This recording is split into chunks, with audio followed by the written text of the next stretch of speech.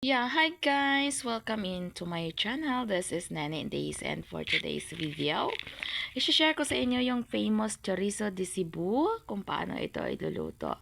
So, alam niyo naman, ito ay Filipino food na gustong-gusto ng mga Pilipino, which is, ito yung well-known na chorizo from Cebu. So, yeah. Masarap talaga ito guys. So, samahan niyo ako, iluluto natin itong chorizo di Cebu na nabili ko noong New Year. Pero hindi ko siya naluto kasi wala akong kasamang kumain. At the same time, bawal pa sa akin. So ngayon, medyo magaling na yung aking pakiramdam. Magluluto tayo ng chorizo di Cebu.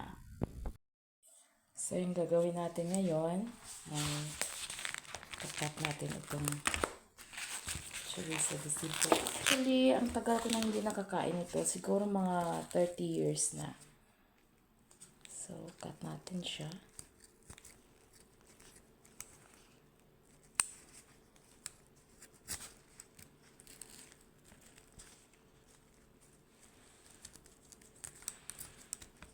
Sarap. So, bali mga 4 lang yung iluluto ko. Or 4 ubusin ko na. Kasi freezer ko na lang.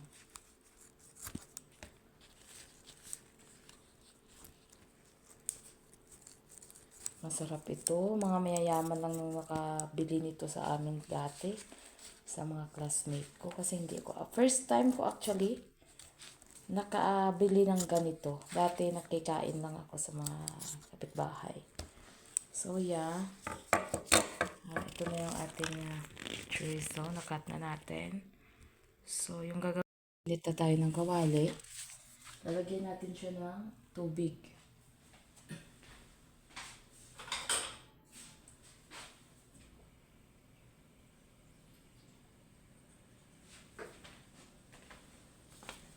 So, ganito na yung ating lagyan natin ito ng tubig.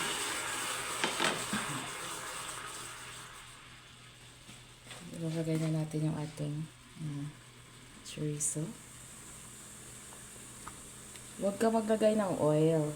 Kailangan tubig lang para maluto yung meat sa loob. Yan, pakuluan natin siya ng mga 8 to 10 minutes para luto talaga siya.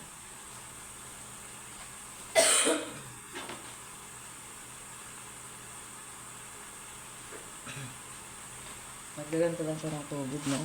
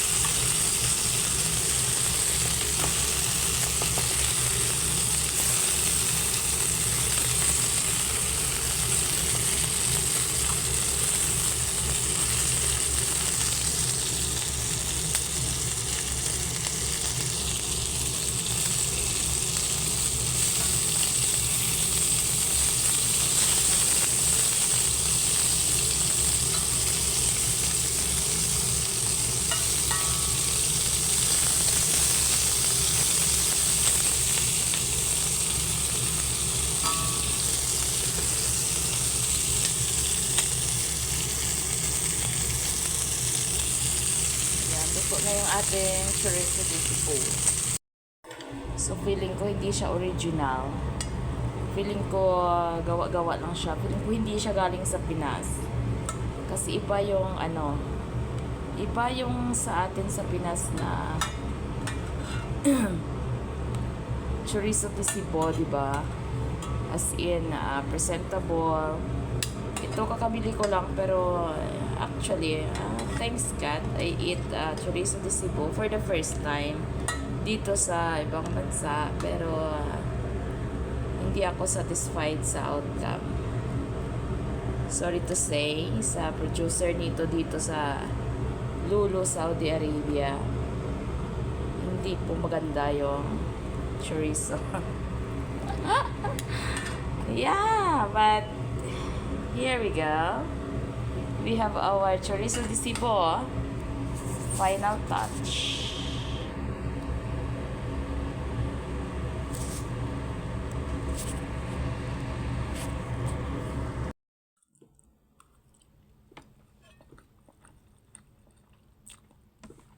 So, ito na yung ating chorizo de Cebu, pero sad to say, walang lasang Pinas.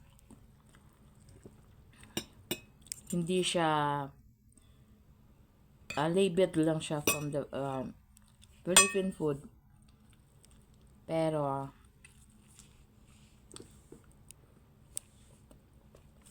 hindi niya nasasatisfied yung cravings. Mas marami lang siyang coloring. Masarap kasi talaga yung sa Pilipinas na chorizo de Cebu. Dito wala. I rate from 1 to 10. 1.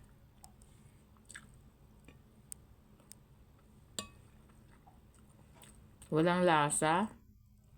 Walang amoy.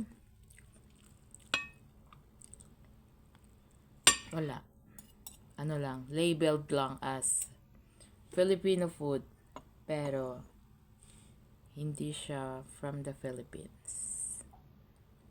So, yeah. But it's still food, so kailangan pa rin kainin na.